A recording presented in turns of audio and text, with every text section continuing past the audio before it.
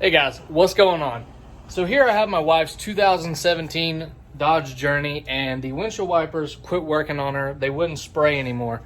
And this seems to be a common issue, so I'm going to show you all how to fix this. Really simple. So as you can see now, we have them working.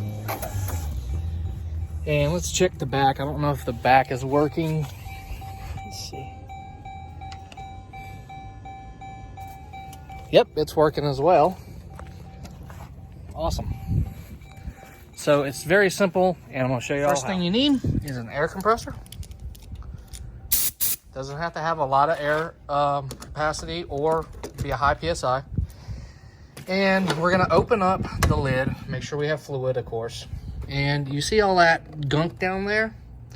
That's what came out of the pump. And that's just a pollen buildup. And hers is always closed, but for some reason it had all that gunk in there. But what we're going to do is we're going to trace the hose to right here. We're going to pull it off. We're going to hook the air up to it. And you're going to see it bubbling. We're going to make sure it bubbles out. Take it, pull it over to the side so you can see it. There we go. It's working again.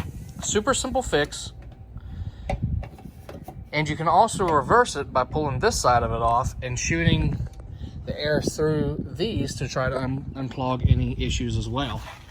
Now you can just take the T's off and replace them if you need to, but this was a very simple fix, guys. And as you can see, there's some nasty algae buildup. I'm not really sure why. She's always ran actual windshield wiper fluid in there, so it could just have been some sediment from one of the bottles, but we'll shop vac that out later. I just want to go ahead and make this video really quick to show you all how to fix that issue.